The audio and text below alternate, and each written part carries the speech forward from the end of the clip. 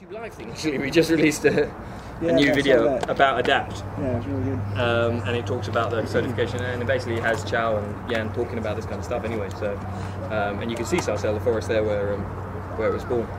Question: how do we? Oh, I wanted to go back to the government part. How did you guys get the British government behind parkour?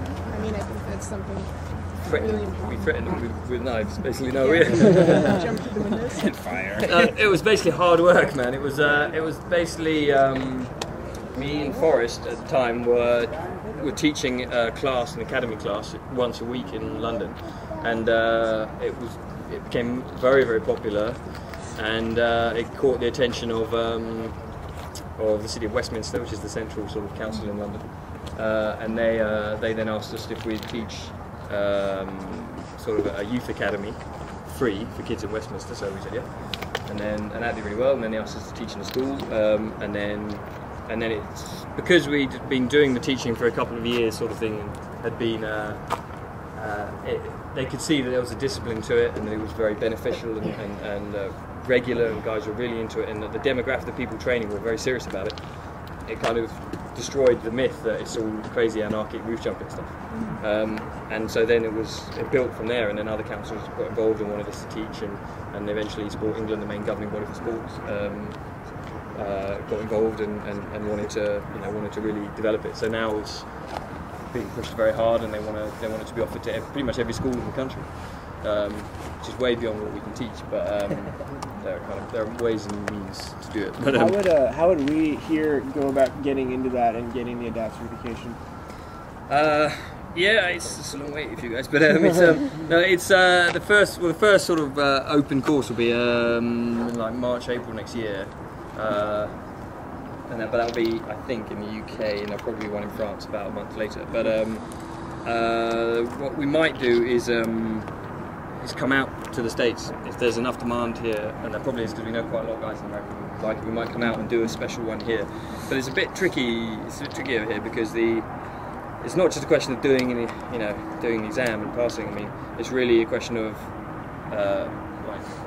being seen, logging coaching hours, being seen to teach, so that we can know that you can really teach and take care of groups, and take care of different groups, kids, adults, individuals, big groups, indoors, outdoors, all that stuff, and that they're responsible, reliable individuals mainly, and that you can't really tell that. You can get a handle on it, but you can't really tell it in the 3-day exam, 4-day exam that Adapt is. So it's easier for the guys in the UK and France and Europe, because they can just come to the academy, spend 2 months assisting in the workshops in the schools and that, and so they can get experience, and we can know, okay, this guy is clearly a good teacher, and that's how we find our coaches at the moment. But yeah, we'll have to do something like that, and come over and do it, and bring a couple of the Yamakasi. Always have to be there anyway, so some of them, 2 of us, do one. Yeah. All come to England. Sounds very cheap. Tyson's coming this month. Come with him. Oh, yeah. Yeah, if you guys want to come for a run, we'll come up for a run. That's a good intro. Yeah, well, it would be good, but it'd be painful, but it'd be good. As you said, the teaching demand is growing really, really fast, and it's going to be growing faster than you guys are going to be able to certify people. And a lot of people are not going to be able to make it over the UK at the cost for the time or anything like that. Have you guys given more thought now to supporting other associations and other groups who are starting to do a lot of teaching themselves, and building certification systems to get people liability insurance and stuff like that? Yeah, I mean, we think that there's way too much demand. We're basically based in the UK and France. We do travel a lot, but we're not there regularly. So we think the local associations have to really step up and take responsibility. And there are loads of good associations like Tyson's, that are doing the right thing, exactly the right thing. And they need to, what we think is they need to be knitted together very well. So there's a good flow of information between them, and they're all roughly on the same page. So that again, that will be recognised by the kind of the world's authorities. They look at it and go, there clearly is there's not just little groups doing their own thing. There clearly is a network of guys who have the same approach, the same discipline, roughly the same standards. It doesn't have to be identical, but on the same page, and that gives the discipline much more credibility. So yeah, we are I mean, at the moment there's a huge amount of discussion at the moment with the government of the UK as well as to how we can try to facilitate that internationally, not just in the UK, because it really does have to be done, you know, and it has to be done by people who are going to stick at it for many years. It takes bloody ages to set something like that up, as you know. But that kind of that something like that does need to happen, I think, and really create like a hub where all the associations can then link to, get knowledge from, and also get support from, get financial support from, to help their own projects. And things like this global, you know, Parkour global gathering, that probably would generate, if that was set up, probably would generate a massive amount of money from the media attention we get, and that money can then be taken and ploughed back into associations around the world to help them develop what they're doing. So that's kind of the level of thinking it has to be, yeah. But it starts on the ground by good associations being set up. Is there any advice you can give that local associations can kind of take right off the bat? Because I know like SFParkour is growing a lot. These guys are starting those classes and they're starting to do more things. Should they like incorporate, become a business, like take the steps to become a non-profit, or? There are many different ways you can do it, and it depends on the country. In America, it's probably different. In the UK, there are lots of different ways. You can have associations that are purely association-based. You can have associations that are a company, actually, but they're not a profit-making company, but it's still a company. So there's lots of different ways you can do it, and you probably have different laws, right? But I would say, yeah, go down the association route, whatever your route is here, and begin looking at setting that stuff up officially, make it democratic, you know, have lots of people's input. Don't just have one guy leading it. You know, we saw the mistakes that happened in the UK with one guy in charge, and it was, for many years, it was an absolute nightmare. Kind of still is. But so don't go down that route.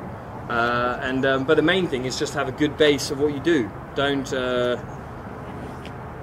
think it's all in the bureaucracy. The main thing, we found that out, the main thing was just that we didn't even think about that crap at the beginning. We didn't have companies or associations or anything. We were just teaching, and it grew from that. It's just that how you teach, how well you teach, whether you can create a good system, a good discipline, and have good people built up around you, and good student body that grows and become really competent, skilled guys. That's what you need to develop. If you have that, then people will look at it and go, oh, these guys know what they're doing, and then they'll give you whatever you need to do it. So, yeah, do that sort of stuff. And get people to sign waivers before they train out. Out here we have you can go to like a skateboard park, at least like one every 10 miles out here. Where you're at, are there free running parks or parkour parks? Yeah, free running parks for sure. Yeah, they're coming in the UK. We've got 2 that are being funded by Sport England at the moment. Cost a lot of money, but there'll be public access open parks in London. And again, there was a lot of discussion about whether we should have them or not.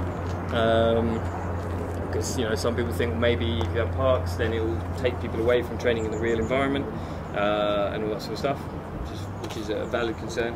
Tried with skateboarding, it didn't work. But yeah, it didn't work with skateboarding. I don't think it'll ever take people away from that. But the good thing about having a park is that you can then run big events, big classes, big seminars in a space that is bespoke for you. And you won't get bothered by police by having 300 people there.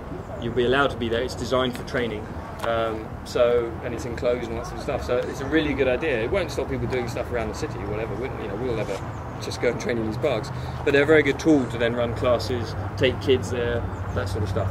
And it kind of, again, it gives it a certain level of credibility. What are they made of? Have you been to one? Or? They haven't been built yet. They're being built at the moment. They're made out of, I can't remember, the construction guys did tell me, but I can't remember. It's some shit that basically you can survive a nuclear war. I don't know, it's really hard, solid stuff, and it lasts forever. I can't remember what it says. Something.